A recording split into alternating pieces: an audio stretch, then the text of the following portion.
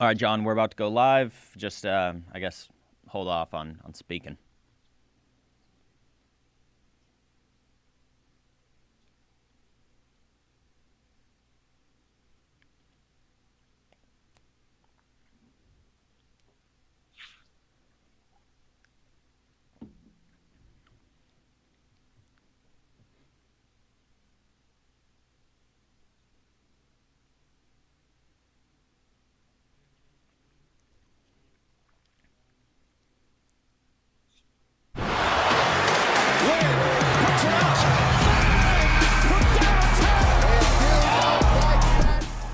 Good morning, Vietnam! Hey, everybody, this is Bryan Farnsworth, your co-host of the Breakaway Podcast. Wow, what a weekend we had. This is the official Super Bowl recap show. But wait, what the heck? Why is it only me sitting behind the desk? Where's my co-host, John? That guy, as he will be telling you, was in New York City, the Big Apple, last night. Welcome to the show, Jon Root. Wow, Bryan, I wish I was there with you. I miss you guys this morning. To everybody in the production team, I miss you guys. But yeah, I'd say it's a little bit colder out here than what you're dealing with in Phoenix. But heck of a time. What a game. Let's chat about it. Oh my gosh. I mean, the first word that comes to my mind is pain. As we all remember, I was big on the Bengals. But I mean, Rams took care of business. I mean, they did what they had to do to win that game. They very much were who we thought they were going to be. I mean, it was one of those games where you just you've changed in your mind who you thought was going to win maybe 4 or 5 times as different moments of the game, different, either the Bengals or the Rams had the momentum.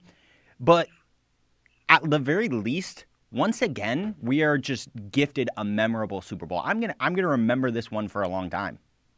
Yeah, this was great. And also, too, before I give you a little bit of a reaction to that, for people that want to understand why I'm not there, I went out to Harrison Butker's Super Bowl party. Him and his clothing company that he partners with threw a little party. That's so awesome. I was like, all right, I'm going to New York. I'll see you guys there. It's amazing. Actually, I'm not in NYC. I'm in Saratoga Springs. So pretty bougie area, a place they actually have the Preakness. So incredible spot, but I completely agree. There was probably over 100 people here, TVs all over the place, and everybody could not get enough of this football game. Mm-hmm. And we knew it was going to happen, though. I feel like that's what people have to enjoy about this podcast. We told them what was going to go down. We told them that the Bengals O-line was going to be wide open like the southern border. Joe Burrow's going to get sacked, and they're going to have to try to find a way to win. And, man, I'll tell you what, though, those two quarterbacks, both Burrow and Stafford got rolled up on a couple times. Yeah. We're just, oh, man, are they going to be okay? What's going down? And those are two tough dudes. And how about Joey B showing up in that fit, that couple shades of gray tiger? I gotta say, tiger I look? wasn't a fan of the fit. I thought it was. I looked at it. Come I on. was like, "That's a bad suit." I'll say it. I love that man's style, but no. But yeah, the tiger stripes. That was a nice little touch. But did you see Matthew Stafford's fit? Oh yeah, Just rolling up in just a black T-shirt, and it was like that's what. just so minor. So just I'm just here to play football. That's what you got to love, because you know that he knows Joe's going to show up looking swaggy. Mm-hmm. So he's like, all right, I'm going to do the complete opposite. But man, those two quarterbacks, pretty impressive game. It was just fun in general. It was a lot better than the last time the Rams were in the Super Bowl. Sean McVay looked like he actually knew what he was doing and he was able to adapt. It was fun. That was a lot of ups and downs. The interesting part, though, about the Rams offense was, obviously Rams could not run the ball on the Bengals. They had 48 total yards rushing. Bengals shut down their running attack. And then early on in the game, OBJ looked like the Rams were going to score 42 points. But as soon as OBJ was out, the Rams offense fell apart. Like, until that final drive, they were kind of just a shell of themselves. And it really did get me thinking of, like you said, McVay, much better job. Obviously scored a lot more points than he did last Super Bowl. But the offense with the injuries, I feel like a team that could have protected their quarterback better would have beaten the Rams. Like, they got really lucky there that the Bengals Speaking of had such a bad OBJ, O-line. though, Uh-huh. OBJ, who's the guy that said, what's the biggest lock? OBJ, anytime TD scorer. I told people I put it Mm-hmm. on the Super Bowl special. I put it on my IG story. And you know what? I was like, I feel so good. He's going to be the first touchdown scorer. Oh, yeah. I put that down. Also, I was running around the Saratoga National Golf Course lobby like I just won $1 million or something. Everybody's watching me freak out. I was so stoked. I told everybody, I was like, watch, he's going to score. And it was a perfect start. Oh, it was right off the bat for you. Yeah, it was right off the bat. I had him as anytime touchdown scorer. I had him as the first touchdown scorer. And it was something we talked about in the Super Bowl special too. For anybody that may have missed that, or if you listened to it or watched it, that was a blast. I know I got a lot of good responses for that. Appreciate all the support there. But said the Rams would start out hot. It's what they do. And also the Bengals, they start a little slow themselves. For some reason, that's what they've done. They've been the underdog. This was the third game in a row. They were the underdog. And they just try to find their way back. But we knew that they were going to have to try to find a way to get over a bunch of sacks. He got, sacked 7 times? And then it was like an NFL record. Joe Burrow got sacked, 16, 19 times this postseason? Something like that. I know all together, regular season and postseason combined, he was sacked 70 times this year. That is, I mean, coming off of he was sacked a lot, even in the like half season he played last year. This is, I mean, the Rams have a lot to fix, which I know we're going to jump into in a moment, like the what's next for both of these teams, because this Super Bowl has now that the season is over, there's going to be a lot of questions moving forward. But, I mean, we know why the Rams won. Let's kind of get into, John, I want to ask you, why did the Bengals lose? What was the problem? What were the mistakes they made? Well, they lost because of obviously the offensive line. We can talk about that until we're blue in the face. But I think the Bengals coaching staff kind of showed that they were not as high quality as the Rams coaching staff. You could tell this was their first Super Bowl. Yeah. You could tell that these guys were desperately trying to figure out, what's the next move? How do we get the ball to Jamar Chase? How do we kind of get Joe Mixon going a little bit? What are we going to try to do to put Band-Aids on this offensive line? Try to do some quick hitters. But I think a lot of it came down to O-line. It came down to coaching. But still, they stuck in that game. Mm-hmm. They came right off the bat, second half. Obviously, we're going to talk about the refs quite a bit. I don't freak out on this officiating as much as a lot of people were on Twitter yesterday. But if we freak out about something, like that was a blatant offensive pass interference. T. Higgins just grabbed Jalen Ramsey's face mask and just threw him down, and then that 75-yard tutty. But I mean, there were some big plays too. Like there were some deep balls, and I think we might have been talking about that with Charlie. I was actually kind of surprised they had some deep shots. They had one to Jamar Chase that was great. That got them within the 20, and obviously T. Higgins taking that 75-yarder to the house. I mean, but I think it came down to coaching. That's it. Yeah, I couldn't agree more. I actually, no, I'll get to the refs in a second. It really, like you said, the coaching was a problem, and specifically in that second half, the Bengals came just screaming out of halftime. Obviously, they got that 75-yarder to T. Higgins, touchdown, penalty, whatever. And then they intercepted Matthew Stafford. And that's another thing you and I talked about, and I think with Charlie a little bit in the pregame show, was we expected Matthew Stafford to make mistakes. Like, we all know who Matthew Stafford is at this point. Really good quarterback, good in the clutch, tough, lays it all out on the line, but he plays aggressively, and so he makes mistakes. Hey, if Matt Stafford decided that he was going to retire today, put him in the Hall of Fame. I don't know. That Put him in. I I'm think seeing people say that. It would be tough. Put him in. I mean, the man's never won an MVP award in his life. Has one Super Bowl. I don't know. I can't in good conscience put him in. I want to see another postseason appearance where he actually goes out there and does some stuff. Because this was a really good team. I mean, the Rams went all in. That was the thing we talked about too. Yeah, they went all in this season, and then also too, like, Matt Stafford's a beast. We've known that for a long time, and then finally he's put on a good team, and he wins a Super Bowl in his first year. And you know what's crazy about that is we literally just watched two teams, 2 seasons in a row, win on their home field, win the Super Bowl with brand new quarterbacks. Obviously, Tom Brady last year joined the Bucs, just went right in and won. Matt Stafford goes right in and wins. It feels like that's where people are trying to say, "Oh, the NFL's rigged. They're putting all this stuff together. They want LA. They want LA to win. They just wanted Tom Brady to win." No, this is great stuff, people. Like, you watch football like you watch this season's playoffs. This had to be top 3 all time.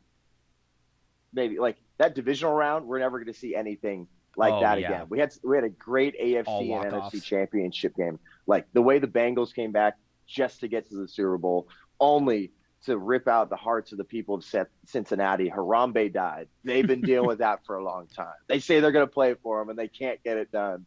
But they went all in. Matt Stafford rolls in. OBJ, I'm so happy for him. Did you see him hugging Von Miller after the game? Oh, he was ugly crying. I mean, man. He was thrilled. And that's where obviously I was going for the Bengals, but there's a lot of players on the Rams that I really do like. I think Aaron Donald is just to me, Aaron Donald, Hall of Famer already. Cooper Kupp is well on his way to a Hall of Fame career. Matthew Stafford, I'm not ready to put him in Canton yet, but I agree with you. He's on his way. Go on. Cooper Kupp. He won the receiving triple crown. Obviously was the offensive player of the year in the NFL. And led, I don't know why I did not put money on Cooper Kupp leading all receivers in receiving yards. I ended up going with Devontae Adams because I thought the Rams were going to keep rolling, or I thought the Packers were going to keep rolling. But this is the first time someone's done that triple crown, offensive player of the year and Super Bowl champ and MVP since Jerry Rice. There's a honest, incredible. Like, you really could have the conversation, which is just crazy because nobody really saw it coming. Was this the greatest wide receiver season in the history of the NFL? I would think so. What he was able to do, I mean, it's tough because you're literally just going from the GOAT, the greatest receiver of all time, Jerry Rice, absolute beast, Hall of Famer, to Cooper Kupp. I mean, the guy, you know what star recruit he was when he went to Eastern Washington? Zilch. 0. Yep. 0 star. Like, what another great story. I don't know if you're going to find a better season than what Cooper Kupp just put together. Like, that was incredible. And then everyone just trying to, like, crap on Eli Apple too. It's like, dude, you're going against like an absolute alien in Cooper Kupp. And I know he was getting a lot of shade I know McCole Hardman Jr. from the Chiefs was chiming in on Twitter. I know Tyreek Hill had a few things to say about Eli Apple, but man, that's a tough matchup. And even when you got a safety like over the top, trying to worry about Cooper Kupp, and then obviously it helped out when OBJ got hurt for him, but like, you can't stop Cooper Kupp. You can only just hope to contain him. And what he put together was amazing. And he's talk about a good role model too. That is a guy that kids playing football right now should emulate.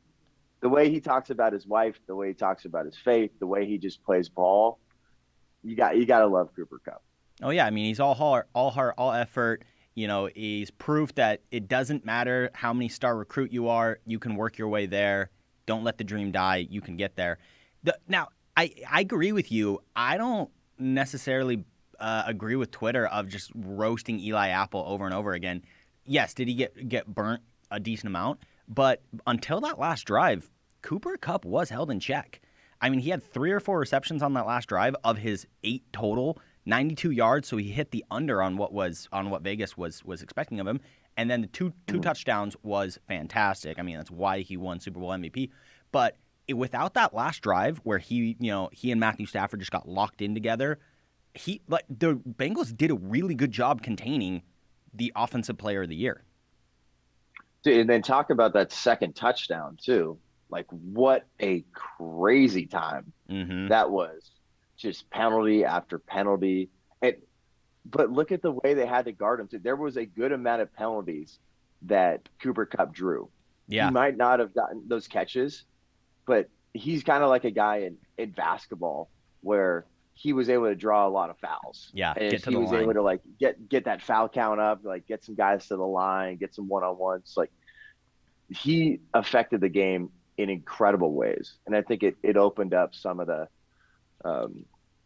those holes. It was interesting at times because obviously like Higbee, like not in there, and you had Blanton that Got hurt when early. Higbee so he was gone. Like, there was a lot of those factors that were interesting because that's what happens in these big games. Like, what are you going to do? That's a part of coaching too, that you got to be able to adjust. And I think that's something, again, that the Bengals didn't know what to do. And the Rams, next man up. Yep. Who's it going to be? Yeah, exactly. A lot great. of those guys had been there before. They've been to the postseason. That's where we were kind of waiting all year and then all off season for, okay, these are young guys. This is a young team. They don't know what they don't know. And that's kind of why I feel like a lot of the fans around the league really rallied behind them. But ultimately, the stage ended up being a little too big for them. They ended up making a lot of mistakes. Tyler Boyd had that drop ball on their, second to last drive on 3rd and 9, that if he converts that, because Burrow put it right in his hands, he just turned his head too early. If he converts that, they most likely get a first down, and they could keep running the clock, and maybe they have a Super Bowl ring on their finger right now. Samaje Perine not able to, on a 3rd and 2. But no, that last drive, it starts out with that sideline throw to Jamar Chase. He takes it up. He actually probably runs out of bounds 5 yards before he needs to, but that was kind of fine, whatever. But then remember, probably one of those, just like I got to get out of bounds, try to stop the clock, like, rather than getting tackled in. Yeah. But no, then on the next, it's 1st and 10. They throw a 9-yard pass to Tyler Boyd. He catches that one. So now it's like, 2nd and 2, 2nd and 1-ish. They have a miscommunication, so they burn a play. Burrow thought Jamar was going to go deep, and obviously he didn't. So it's just sails over. So now, okay, you just burned a very important play. The next play, they run it with Pirine, and he can't convert on 3rd and 2. Holy crap. And then, of course, the 4th and 1. What's wild, though, I saw this. Somebody put this on Twitter. Instagram, actually, I think is where I saw it. On that 4th and 1, that obviously Aaron Donald put the team on his back, got to Burrow, forced that incompletion. Jamar Chase was in the process of burning Jalen Ramsey. In fact, he had Jalen Ramsey falling down. If Burrow could have stepped and avoided that pressure, he had a wide open Jamar Chase that could have had a game-winning touchdown, a walk-off touchdown. Those two guys are gonna. The pain. I cannot imagine what they're going through right now. This is the type of stuff that's going to drive them nuts over the next 6-7 months. Yeah, I mean, that's what happens too. That's what's fun about a Super Bowl like this. It felt like every single play just meant the world. Yeah, every single one here. That's because we've had some Super Bowls in the past, and even like last year's Super Bowl didn't feel like that at times. Like, it felt like there was a little bit of a lull period. It feels like every single play had an emphasis on it. Like, this is going to be big. Who's going to potentially get burnt? How many times is Joe Burrow going to get sacked? What is he going to do? And moments like that, that's where Von Miller has been so essential for that Rams defense. Oh, yeah. You can just tell how much those guys love and respect him. I mean, that's a Super Bowl champion, Super Bowl MVP, that when it came down to it, Rams defense need to win them a game. Mm-hmm. And a lot of people, if it's Bengals offense versus Rams defense, who's going to win you the game? 9 times out of 10, I'm taking Rams defense, and that's what was able to get done. Aaron Donald, I was not able to cash in on my I made that sacks one plus too. assist bet. Yeah. Man, but I think he was one of those guys too, where Aaron Donald probably at halftime, we're probably going to see some more news that comes out where he was like, I came too far and then too much to lose this game. I'm gonna do my thing, and what a great way to cap it off. It's like one of the best defensive players we might ever see secures the dub for LA in LA while celebrities are going nuts while they're maskless. It's great. Well, so speaking of Aaron Donald, have you seen all the reports that he's going to contemplate retirement? Yeah, because I know they were asking him that. I forget who the ESPN Rossini? sideline reporter was. Diana. Yeah, Diana Rossini. Yeah. Diana. Love her. She was great. Yeah, she always does a great job. And, it's a question she's got to ask. And I think, obviously, Aaron Donald gave the answer that you'd always expect. I'm just kind of living in the moment right now. It's like, of course. It's like, well, Diana, I just won my first Super Bowl, so I'm going to live in the moment here. Then I'm going to go to Disneyland. Then we can talk. Yeah. So I don't know. I'm interested. At this point, I was shocked about Tom Brady retiring. I thought he had about 45 more years in him. And, I think who knows? Like Aaron Donald, it could either be one of those where I've been working my whole career to get to this point and I feel accomplished. Yeah. So let's just go out on a high note, or it's just going to continue to inspire him. And because I'm going to look up right now, I think Adam Schefter talked about some Rams free agents after this game. So you have OBJ, yep, Von Miller, Darius Williams, Sony Michel, and then you got Deontay Deacon, Matt Gay, the kicker, and a few other people. They got a great chance. If OBJ keeps taking his salary in Bitcoin, LA can keep signing people. But, dude, I don't even know what he's going to do. Do you think Aaron Donald's going to call it quits? Because for me, I can't see him calling it quits with a couple of these guys that they want to sign again and keep it going. Now, I can't see him retiring right now because, look, Tom Brady was 44. Aaron Donald's 30. So he is up older for an NFL player, but he still clearly has so much left in the tank. And that dude makes like $25 million a year. He's one of the highest paid players. There's a lot of people who consider Aaron Donald the best player in the NFL. Now, if he were to retire, walk out on top, hey, all power to him. Respect your champion. Like I said, Hall of Famer. But no, I think he'll want to try and defend the title. Be like, hey, we won this and we think we can keep it rolling. But when it comes to the free agents, they're right now, according to overthecap.com, they're projected to be already $13.5 million over the cap currently. They have to do some restructurings. And now, look, the cap it's all a fugazi. It's all monopoly money anyways.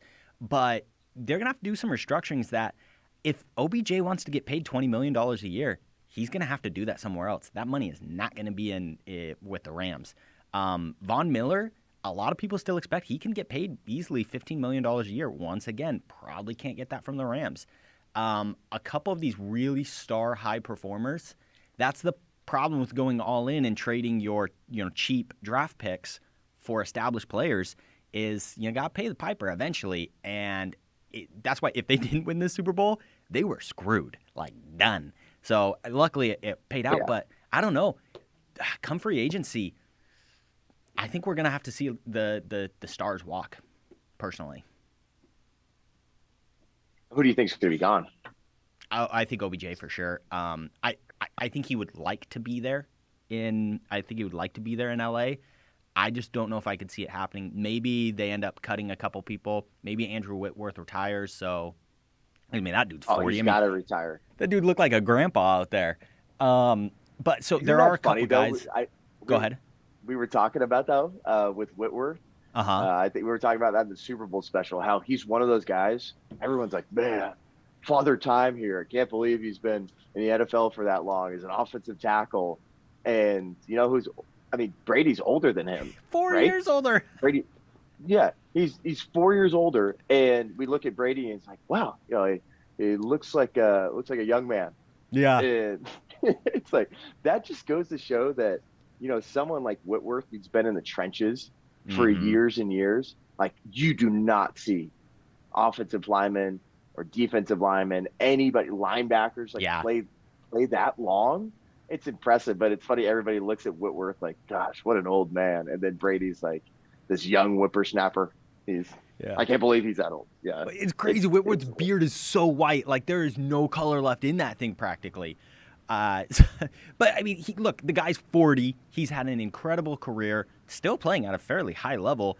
But I feel like he is somebody who could walk out on top. I mean, just really just the sunset is on his career. Just go out a complete champion. So maybe somebody like that retires and frees up a little bit of money, restructure. But also, they have to hand an extension to Matthew Stafford, which is probably going to be very big. Now, granted, it wouldn't take. But with that extension, you could actually restructure a lot of the contract to where Matthew Stafford's contract for next season could be almost nothing, opening up about $12 million maybe. And maybe with that money, that's how you pay OBJ to stay. But no, I think Von Miller will play somewhere else next season, and I believe OBJ will also be playing somewhere next season. That's also too. We got to bring up Eric Weddle too. Like the Rams were just fun. Like obviously they got a salary cap situation they're trying to figure out. Obviously right now they're just like, we won the Super Bowl, we won it in our home stadium, did it for LA, and it was great. But so many incredible stories on that team. Like there's so many people are just like, oh, I just always root against LA. Like, it's so funny. Like, hey, Lakers, if you want to sign some big time people and put together a good squad, maybe take notes from the LA Rams. Don't just get some washed up Russell Westbrook that's going to hawk up 455 shots a game, but somehow still get a triple double. This team is fun to root for compared to the other main LA team. OBJ, I feel like that's the kind of guy that's like, he was the rookie of the year and did some incredible stuff with the Giants, and then went over to the Browns. We all thought that, you know, the Browns were going to be a team that was going to compete. Baker Mayfield, is he going to be the guy? We found out pretty quick OBJ wasn't happening. He wasn't happy there. It wasn't happening. And then he joins the squad. And honestly, if he hadn't gotten hurt, he could have had a chance to win Super Bowl MVP. Like he was put, like, he got that touchdown right away. Obviously, just finished the game with a couple catches, but averaging 26 yards a catch off those with a tutty. It's exciting. And Eric Weddle, him retiring after the game, was just kind of like, this was a fun 5 weeks. Yeah. Out of here. Thanks for the memories. That guy needs to get signed by some sort of beard oil company. Like him and Whitworth. Oh, he'd clean up. Need to get together. It'd be incredible. Or sign up with Troy Polamalu. They could do some sort of Head and Shoulders thing together. Dude, what do you think your favorite moment of the game was? Like, I know we should talk about commercials a little bit too, but You know, all things considered, it was the 75-yard T. Higgins. It was the very first play of the second half. Just what an exclamation point to come out. Because also, look, like I said, I went and rewatched that video. I definitely think it was an offensive pass interference. Brian. But Don't he didn't. do it. No. He doesn't. Do He it. doesn't grab. He doesn't grab the face mask. His fingers never close on it. So that's why, like I said, I think more what a lot of people aren't really. You referenced it. He probably with his other hand pushed him in the back more. Everyone's talking about the face mask. The fingers. You can go rewatch the video. The fingers do not close around the face mask. It almost looks like he more kind of has it on the outside and does move it, but he didn't grip. But like you said, what a lot of people didn't notice was the other hand. Watching this. Rewatch it. I wish I had it prepped so I could tell the boys to pull it up. This No, is, it's yeah, what. it's one of those where it's not like a full on grab, but it's like enough Mm-hmm. to where you have just enough grip on it to where he's fully turning his helmet the other way. So it probably would have been one of those, maybe like in another situation, like you have a 15-yard face mask and a 5-yard face mask. This still like Oh, like I fully said, turns his head. Yeah. probably still a missed call. That's not what I'm saying. I'm just saying it's Oh not as yeah. blatant as a lot of people are making it out to be. Because did you know the ref actually came out after the game and said no, he did not, because part of the rule, that's why the face mask problem is you are allowed to touch people's face masks in those situations. You're not allowed to grab it. And so the ref, he went, hey, Well, I there's I still didn't see a hands to grab. the face. No, see, there's hands to the face, but also it's the Yeah. same reason why, like, a running back can stiff arm you or the wide receiver can put they can put their hand in the face of the guy, and it's not necessarily a penalty. Um, but like it so much comes down to if you actually close your fingers around that face mask, which it was kind of, did it happen, did it not? No matter what, that No matter moment what, of the game was offensive pass interference. electric. Yeah. Like, Oh I yeah. don't care what What a anybody start. says. But yeah, that's also why I don't get into the whole, like, oh, Logan Wilson at the end of the game. Like, that was so clearly not an offensive holding. Like, it was insane. But at the same time, because I went, well, hey, like, both teams had a call that went their way. Like, so that's why I don't get into the whole ref thing, because it kind of evened out. Because if Logan Wilson isn't called on that, which was completely absurd as well, that was 4th and 8 on goal. Like, you have one chance at that point to win the game. So that's why it's like, hey, throw both of those out, and it kind of, karma. The game was relatively even, so I don't really care. And you know That's where my there take. was a lot of great, great calls. Donde? Break, breakaway Super Bowl special. Hey, no, we do. We We were had on it. clutch. We were on it. I told people you take Bengals plus 4. I Mm-hmm. said it was going to be within 3 points. No doubt. I said it was going to be 27-24, but you figured it was going to come down to it. And before we give people a few of our other good calls we made in the Super Bowl special, my favorite part of the game Uh-huh. was halftime, but not the performance.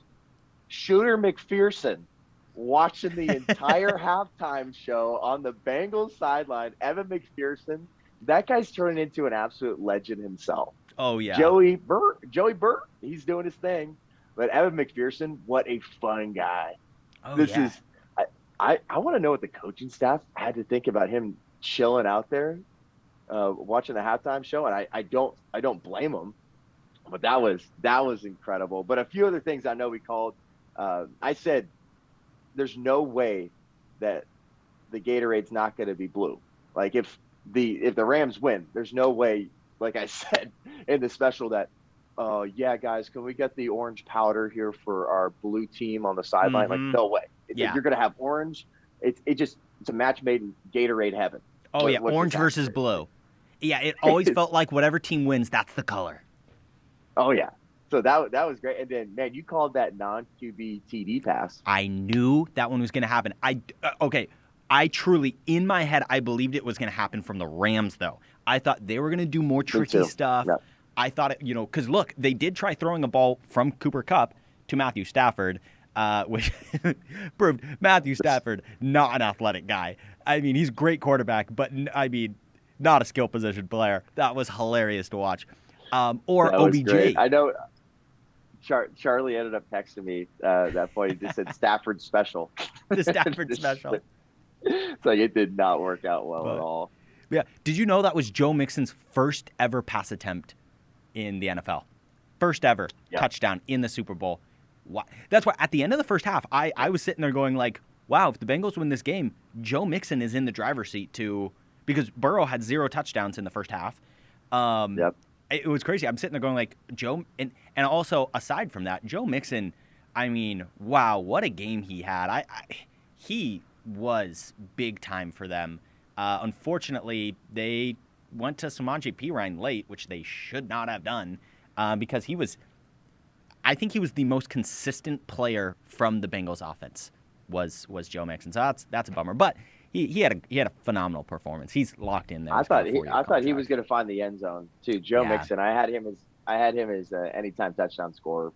Didn't find it, but man, what an exciting Super Bowl. And we called a lot of this stuff, and I'm so interested to see what the Bengals are going to do this offseason. Oh, man, like they have some. I know you were talking about this. They have a lot of cap space, and obviously they're going to be looking to fix that O-line. Number one, that's all the analysis you guys are going to hear from any sports outlet. Boom. The Bengals were just a few offensive linemen away from winning a Super Bowl, but you could play that game all day long. Well, if this team had this or the other thing, it's like, no, you got what you got. You knew, the Bengals knew it. Their fans should have known it, and every single football fan should have known going into this game the O-line was going to be a liability. And is Joe Burrow going to be able to do enough, score enough to get this team to hoist the Lombardi Trophy? And it wasn't enough. Absolutely. And the good thing for the Bengals is that their young core offensively is locked in. You've got Joe Burrow, you've got Joe Mixon, T. Higgins, and Jamar Chase. Those guys are going to be around for a while.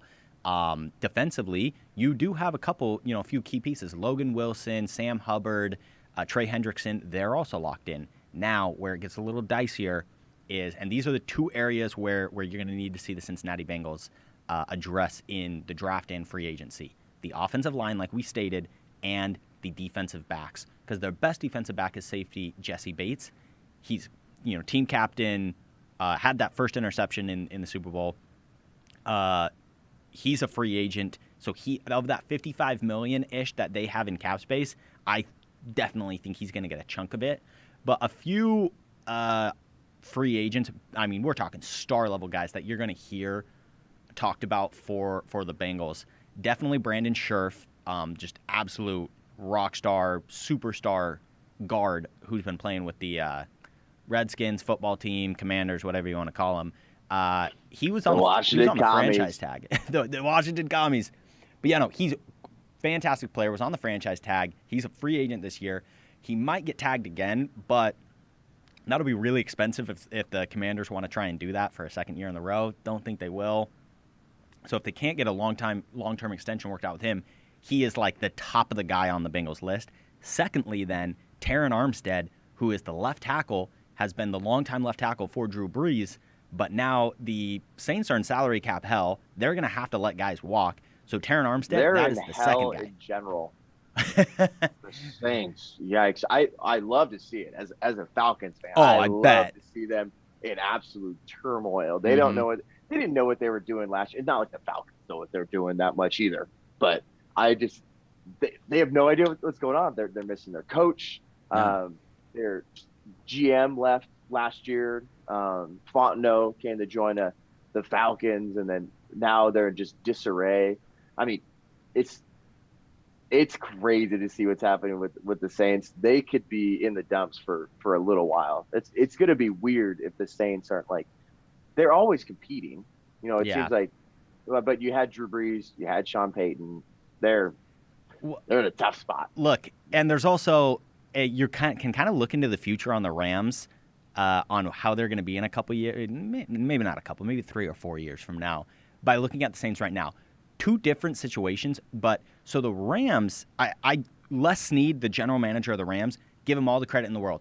Pushed his chips all into the table, and in fact, I think we're going to see a lot of general managers go the Les Snead route, where it's like, hey, if we think we have a Super Bowl window, let's trade draft picks for established players. But that creates problems because it's more expensive. It's a different way of team building. It's not how the NFL is set up. The Saints, on the other hand, what they were doing for years was they were, like I said, salary cap is all like Fugazi monopoly money. They were kicking the can down the road by restructuring, stretching out these contracts, all the crazy stuff we've seen with like Taysom Hill contracts where it's like, oh, he signed a $140 million contract. Well, no, he didn't. It's all just weird money. So, and now eventually it catches up to you and your team is screwed. That's down the road for the Rams. Like, everybody needs to understand, that's going to happen. They do not have the cheap influx of young, good players by early round draft picks. So they're eventually going to get screwed. But, hey, it was all worth it because you won a Super Bowl. But, no, because that's what it's all about. Oh, yeah. They went all in. And also, too, shout out to Robert Woods. I know he had – Bobby Trees. Man, you could tell how much that receiving core missed him. Mm-hmm. But also, he was an inspiration to a lot of those guys. So when he comes back, that's going to be huge for that offense as well. Like, he is a great piece. He is a great addition to those wideouts. And also, I have to do a major shout out, big time. He was on the podcast. My old teammate, Matt Orzek, long snapper for the Rams, is a Super Bowl champion. I was so dang excited for him.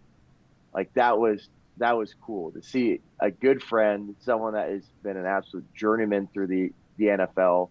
You know, I saw that video on our Instagram page. If people aren't following us already, it's at TPUSA Breakaway. He just got that Lombardi trophy, just raising that in the air, just going nuts. Like, I am so excited for him. I know my special teams coach was there. He was doing awesome confetti angels on the field. It was great. But man, a lot of crazy stuff is going to be happening with the Rams, but so exciting for, like, that is, you couldn't write a better story. I think. I'm with just you. To have Matt Stafford, like, what another fun guy to root for in LA. They win in LA. It's fantastic. And one thing I do have to say Go is, ahead. Obviously there is a lot of conversation right now of what's going to be happening in the LA area and California after this game. If you are a parent of a kid, there is no way in hell your kid should be masked up at school today.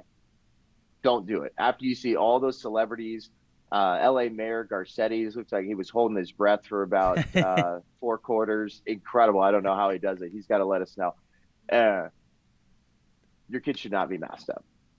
I don't like bringing I don't think this should even be political at all. Like, just your kids, this is not about science or data at all. If you're able to have about almost 80,000 people pack into the Super Bowl, pack into the SoFi Stadium, and nobody's adhering to rules, which I don't think they should at all, there's no way kids should be masked up in schools at all. Yeah, no, LA definitely showed their just complete and utter hypocrisy. It's disgusting.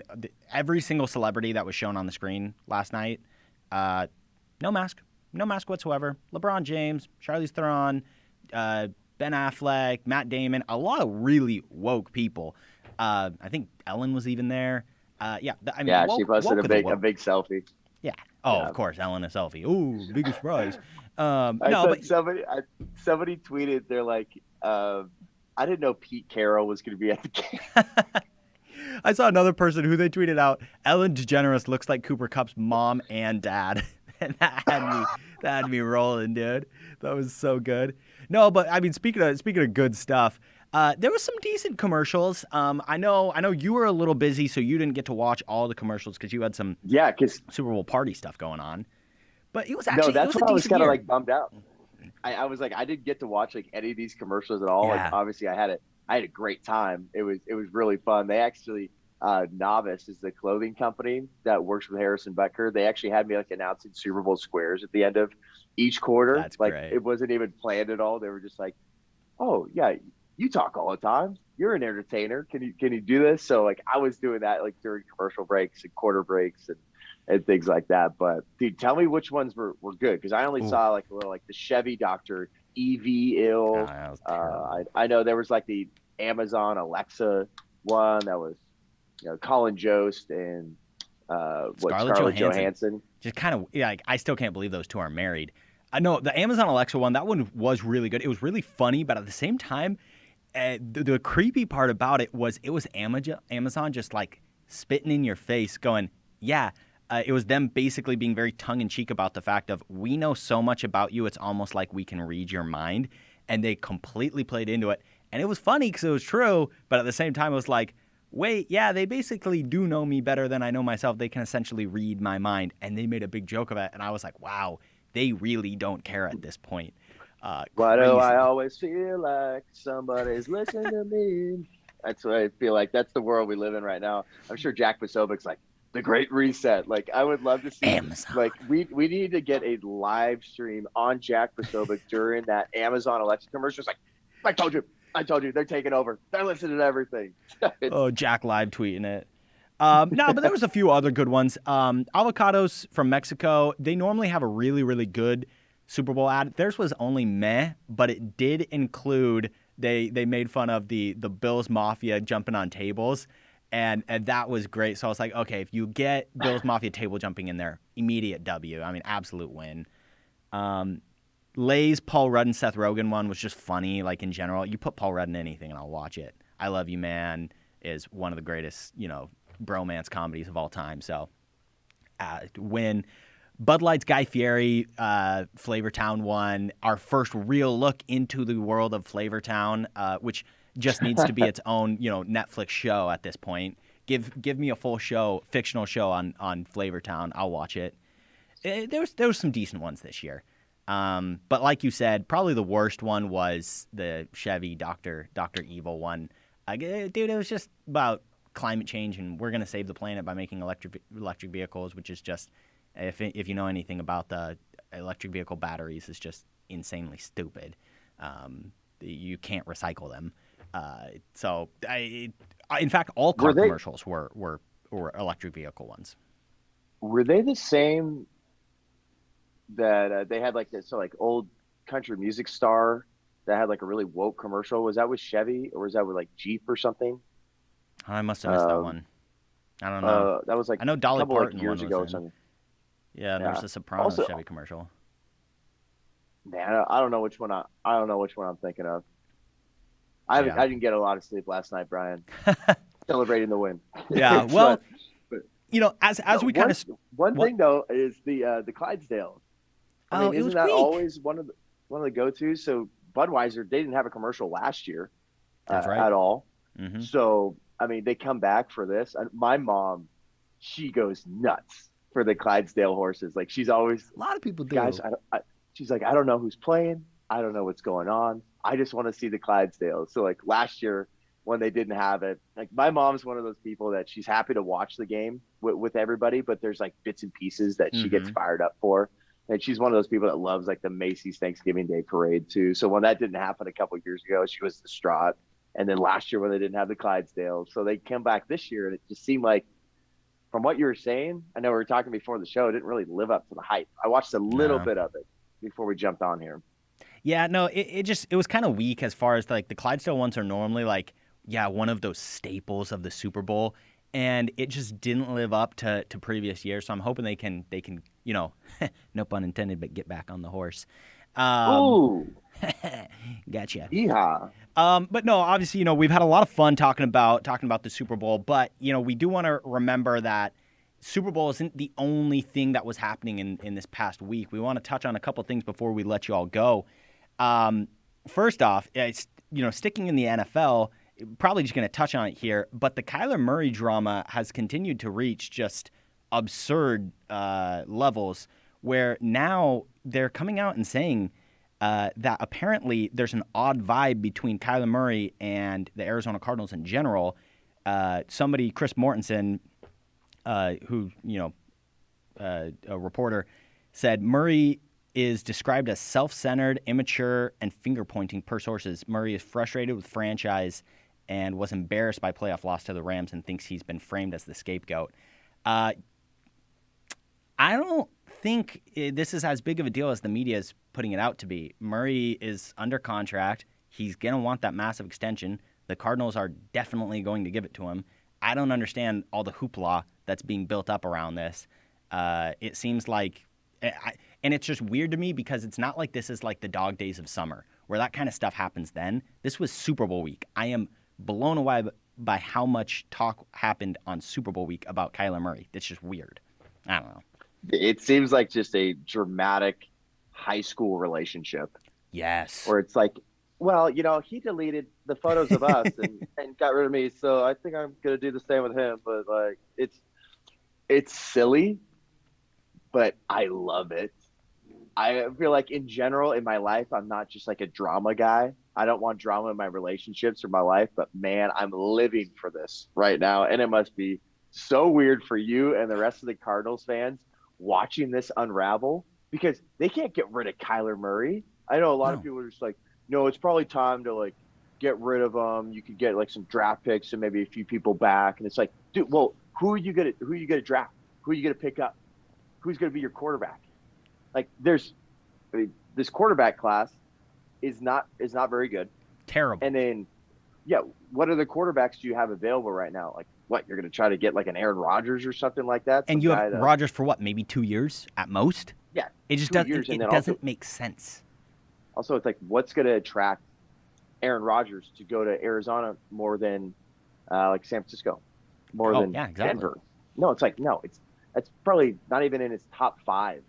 Yeah, there are other teams that are built better to bring in a new quarterback. But the Super Bowl is in Arizona next year, so if we're going to keep on this trend of the hometown team winning. But obviously, there is more outside of just football. So this was NBA trade deadline week, and boy, it was a doozy. I mean, this was the most exciting trade deadline that we've seen in recent years for the NBA. Of course, starting out with the biggest one, the blockbuster, James Harden was traded to the 76ers for Ben Simmons, Seth Curry, and a couple other small pieces, not small, first-round picks. But I don't know, John, this Sixers got fleeced. You think they got fleeced? I think they got fleeced. Seth Curry, a lot of people aren't talking about that. That was such a great addition to that team. You're talking about someone that can shoot. Mm-hmm. You're talking about someone that is maybe your 6th, 7th guy on the bench at times, and you get Ben Simmons, who is going to be put in a position to succeed. Yep. That's what you need with someone like Ben Simmons. He became too much of a superstar there. He does not need to be ball dominant. He does not need to score you all these points and put the team on his back. That's not Ben Simmons. But I think there's a lot of people that have not watched Ben Simmons for a while, and they're forgetting how good that guy really is. Oh yeah. Like, is he in the upper echelon, like top 5? No, but he's always one of those guys that's in the conversation of being an all-star, being on those all NBA teams and everything. So he's going to be good. And then you have KD that is with Kyrie. Mm-hmm. And then now it's just like Ben Simmons. Just contribute to what those guys are doing. You got Seth Curry on the team now. 2 first-round picks as well in this deal. Like, Daryl Morey, bro, you were spot on when you talked about free Hong Kong. You are not spot on when it came to this trade. And I don't understand why everybody holds James Harden to this unbelievable level. I just don't think Harden's going to be the guy in Philly. Joel Embiid, that would be a nice little addition to him and everything. The Embiid Harden pick and roll is going to be gnarly. It's going to be nice. But also, too, like, James Harden's the kind of guy, it's like he shows up to training camp out of shape. He literally looks like the Pillsbury Doughboy after the offseason. The guy still gets the job done, but he doesn't like the way the NBA is going. But he can't draw fouls as much anymore. No. And he got cooked by Kyrie Irving in practice. Did you see some of those reports? They came out? Like, he was just getting hosted by Kyrie Irving. That was barely in basketball shape. And I think that relationship just kind of like went downhill. I also can't imagine that. Like, we love Kyrie Irving's stance here at Breakaway, Turning Point USA, and anybody that just loves freedom. But in general, like, it doesn't seem like Kyrie Irving is a super easy guy to get along with. No, it seems kind of like a nutcase, eccentric personality that just balls. And there's obviously, you're going to hear the talking heads like Stephen A. Smith. They're just like, well, is Kyrie still going to be selfish? If he continues to be selfish, I don't know if this team's going to win a championship. And it's like, I just hope that New York changes their tune.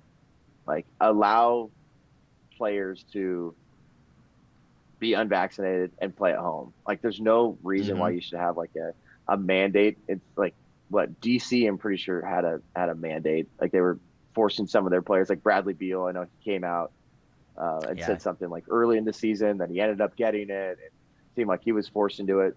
Kyrie Irving can play at DC, but he can't play at home. I'm hoping that New York just kind of changes their tone, because I don't want to watch a NBA playoffs and say, all right, well, they could have done more if Kyrie was able to play at home. But also, too, they're probably going to, if it stays like this, they're going to try to get a lower seed or a higher seed, excuse me, so they can potentially play on the road more. That's going to be interesting. I mean, today, John, who do you have as your best team in the East? Well, I think it's a toss-up between the Nets and the Bucks. I mean, obviously, you got teams like, I mean, the Heat are up there, the Bulls. You can't count those guys out at all. But I just think, as of right now, I got to give the edge to the Bucks, just because of experience. Giannis is still the man. They got some great pieces over there. That, like, look at how close that Eastern Conference is. I think like the top 5 teams are all within like 2 or 3 games. It's real close. Yeah, it's not like any team is really taken off, but I think I got to give the edge to the Bucks a little bit. But watch out in a few weeks. The Nets, they're going to start coming together a little bit. They look really, really nice. And also to Steve Nash, did he lie to us? I feel like he lied to us. He said James Harden isn't going to get traded. Yeah, but also he's not the decision maker. But I thought that was kind of funny. That was all smoke and mirrors, trying to just make sure that they kept out of the headlines enough of not wanting to give their hand away too much. I mean, but there was also a couple other trades that happened. Not that we need to dive in too deep to them, because they're not as impactful as the Simmons Harden. But Sabonis was sent to Sacramento in kind of a surprising move for Tyrese Halliburton and Buddy Hield. It's only surprising because you would have thought Halliburton would have been like borderline untouchable. But Sacramento's does have 3 good guards. Show. Yeah, Sacramento's. They've won both the games since Sabonis showed up. I think he'll fit in nicely there, but I mean, send the team to Seattle already. It's just time. I mean, they'll bring back the Supersonics, and I think immediately their fortunes would turn around. Probably get a new owner too, but yeah, that's what you got to do. You know them better than I, and producer Dominic knows them even better. Sacramento's a dumpster fire. I mean, when you had someone like Vlade Divac, he was just making some of the stupidest moves ever. Like, just stick to flopping and taking charges. Don't try to run a franchise and make moves. And it's insane. Like, they got rid of Marvin Bagley, the guy they chose over Luka Doncic. Well, you had to at this point. He was done there. Do you remember a few weeks ago when he refused to come back into the game? Had to. Yeah, like done, like was done there, like had to move on. Look, ever since like those Rick Adelman teams were so fun. Like, people need to go back and watch some of those, like the Lakers-Kings rivalry, early 2000s. That was some of the best in the NBA. Like, that was obviously the Lakers always got the best of them, but like, man, that was a good time. Then Rick Adelman, he was a great coach. I know the team loved him. Sacramento was buzzing. Arco Arena was popping off. A place that I actually got to play the section championship game when I was in high school. But ever since, man, it's like, Buddy Hield, you knew he wasn't going to be your guy. He had like a nice little run. And then DeMarcus Cousins was on the squad. He was good. DeMarcus Cousins too. I got to see him play a few times there in Sacramento. That guy probably put up the quietest 50-piece I've ever seen in my life. But just, they haven't known what they were doing the whole time. They brought in Luke Walton to coach the team. I think Luke Walton, he was good in the interim for Steve Kerr, but in general, it's like Luke Walton, my least favorite NBA player of all time. Like, I wanted to absolutely snooze fest, gouge my eyes out every time I watched him play in the NBA. But it's a long road for Sacramento, and especially too when this Halliburton situation happens, you think someone's going to want to stick around in Sacramento and think that Sacramento's got some sort of loyalty to you, that they care about you, that they want to build around you. Mm-hmm. Give me a break. It's not enticing. And I feel bad for producer Dom. and all Sacramento Kings fans. A lot of people I grew up with, for people that don't know, it's like I grew up in Sacramento the majority of my life. I was born in the Bay, so that's why I'm a Warriors fan. But man, that's an absolute crap show. Great arena though. Golden One Arena is definitely in my top 5 Yeah. in the NBA. It's a great spot to watch a game. John, but the team sucks. We're headed into the break here, and so we're going to be able to get a chance to, probably in one of the future weeks here, do a good breakdown now that the NFL is going to be wrapping up, and as we kind of move more into a bigger focus on college basketball and the NBA. We're really going to have a lot of time to talk about basketball, but, I mean, right now, give me your hot take. Give me your finals prediction. Who do you think it's going to be from the West? Who do you think it's going to be from the East? Well, from the West, I'm going Warriors. It's going to be – I mean, it's either going to be the Warriors or the Suns. Yeah, it kind of doesn't feel like anybody else has a chance. And then also, too, I feel like the Suns, I hope they don't get too caught up in that one seed situation. Like, obviously, like, you're always buzzing. And D-Book just looks like an absolute beast out there. And they have so many fun pieces. Like someone like Cam Johnson, someone that came from UNC that, was developing quite a bit. And then he was put on the right team. It's definitely you got Bridges on that squad as well. DeAndre Ayton is becoming a little bit tougher. So Western Conference Final is going to be Suns and Warriors. Mm-hmm. I think Warriors right now they're coasting a little bit. I think they just want to stay healthy, and then once they get James Wiseman back, here we go. Jonathan Kuminga. They know it's about playoffs.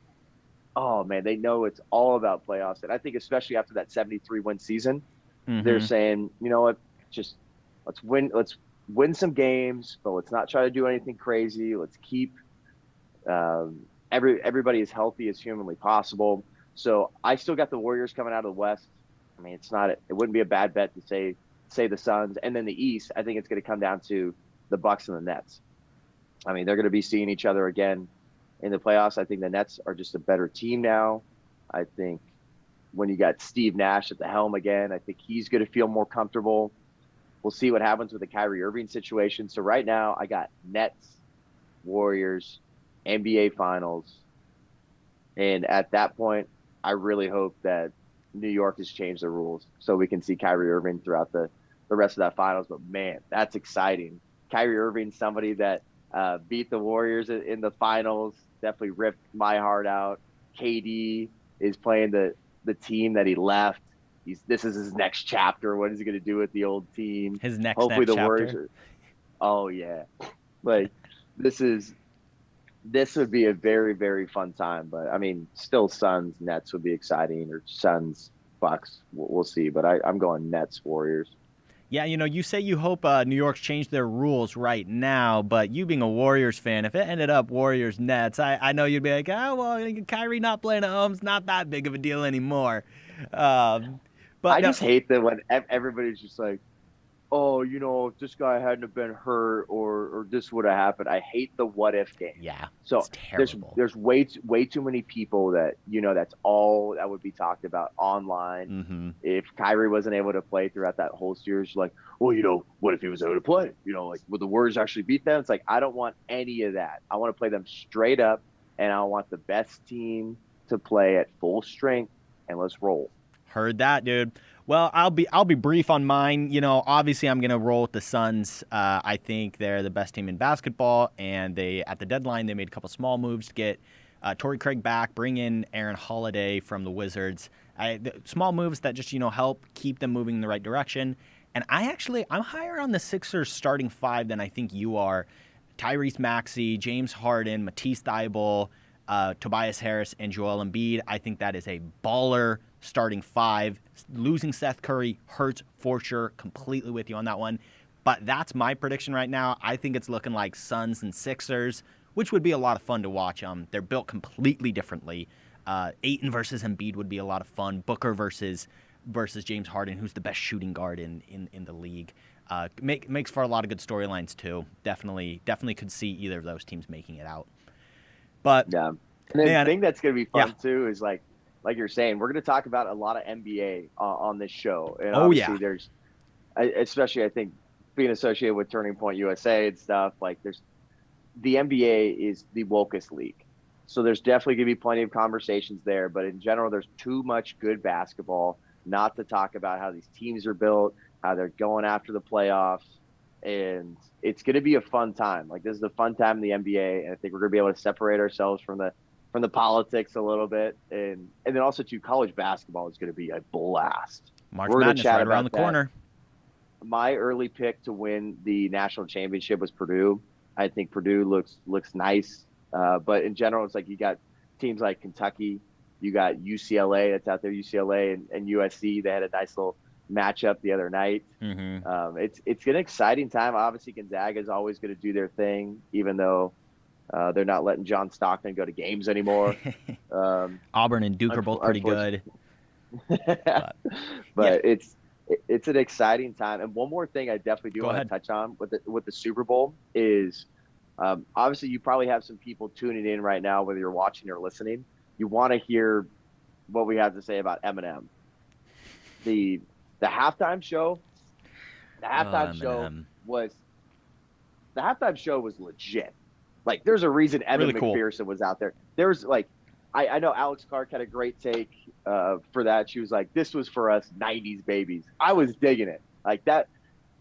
You just heard the next episode, California Love, Snoop D-O double G. Obviously, Snoop's got a lot. Like, these guys have some crap they've gotten into it with the law and everything like that. They get some rap sheets, but they're also great rappers. It's like this. I think we can appreciate the art a little bit. And man, that whole set was cool. It felt like cool. Man, it was like a adult, like, what was it, just like Playhouse almost situation where they had, like, doesn't matter like what side you're on of the field, you could see them walking down. You got, dude, what, 50 Cent doing his best Spider-Man impression right away. Coming in upside down. He's upside down. Shout out to the music video. Oh man, like that was exciting. But the thing was, Eminem, he took a knee. Like, we were able to watch a pretty non-woke NFL playoffs. Yeah. For the most part. For the most part. I think that's what people really enjoyed. And that's why that's someone like Charlie, that he is one of those guys, like, if there's some wokeness in companies or sports or something like that, he's like, will not support it, not doing it. Like, there's a reason Charlie started getting into the NFL a little bit more as well. But man, Eminem just ruined it. Absolutely ruined it. The NFL came out and said that they had no idea that he was going to do it. I think they were trying to tell him, like, don't. Yeah, I guess they were saying don't do it. Yeah, don't do it, and then maybe that just like empowered him more. But like, yeah, because they should have just said nothing. Like, if he wants to do it and make a fool out of himself, let him make a fool out of himself. Because now there's the whole storyline of they told him not to do it. But no, it's a joke. It's a classic woke white person. Snoop wasn't taking a knee. Dr. Dre wasn't taking a knee. Kendrick Lamar didn't take a knee. I mean, come on. Like, I mean, why do you need to be the person to take a knee if the black people themselves are like, we just want to have a dope halftime show? That's all we care about. So, I mean, Eminem, absolute clown. Plus, I mean, I don't know if the sound was off or something, but it clearly looked like he was lip syncing for that one too. So, double clown. Will the real Slim Shady please stand up and not take a knee? Please. That's so good. Please. Love that. See, these are things that would have been great tweets yesterday, but you were having too good of a time. But I was having too good of a time, and it's one of those where, like, dude, stop listening to the stupid narrative about Colin Kaepernick. There's people like that Eminem, they want you to think that Colin Kaepernick got blackballed from the NFL. It's like, no. Once again, he had a good little run. He had a chance to come back in the NFL. He had some workouts and tryouts that he ended up changing the location, and he shot himself in the foot in a lot of ways. And the NFL, and it seemed like other teams, wanted to give him another shot despite all the circumstances, but it was completely on him. The guy makes millions of dollars, race baiting, dividing us. And someone like Eminem, it goes to show that the NFL does not know how to control their celebrities they're associated with, and they don't know how to control their players. They have bowed down and taken a knee, pun intended, to a lot of these social issues, and it shot them in the foot. Luckily, the NFL, I think, came out and said we didn't want him to do it. He did it. Puts all this on Eminem, but it also goes to show the NFL doesn't have that much power to force people to eliminate themselves from a political discussion, and it took away from the halftime show a little bit, but that was one of the best ever. Yeah, I thought it was a good show. Than that was legit. That was a lot of fun. But I know we probably got to start rolling too. You probably got the producers in the back telling you wrap they're yelling in my ear. Nah, I'm kidding. No, but this has been a great show. I mean, speaking of, absolutely so fun. Glad that you could tune in all the way from New York. Because we obviously want to be here every Monday morning for the people. And once again, just huge thank you to everybody who tunes in. Breakaway is really starting to gain a lot of traction. We've had a lot of stuff that's popped off in the last few weeks, and obviously couldn't do it without all of you who are watching, liking, subscribing, downloading. Invite your friends to listen to the stuff. Follow us on Instagram. Subscribe to us on YouTube. And leave a review on the podcast on both Apple Podcast and Spotify. Means the world to us because we want to keep going on and talking about all this stuff. We couldn't be more thrilled to be a part of your guys' sports lives. But also, like I said earlier, Breakaway isn't ending with the NFL. We are going to continue into basketball. This is an every Monday thing. Of course, Jon also has his Sunday specials that, awesome interviews that come out every single Sunday. Breakaway is here to stay, and we are absolutely going to be changing the game with you guys. Jon, thank you for coming in. Producers, thank you for putting on a great show. Everybody, will catch you soon. Bryan Farnsworth, signing off.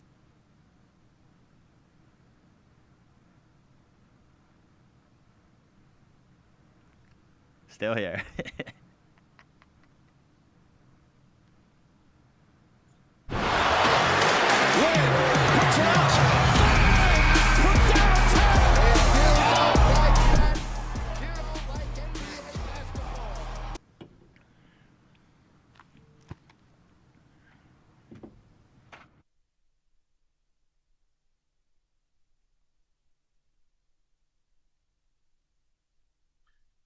Oh man, heck of a time. It's over. See you guys. Dude.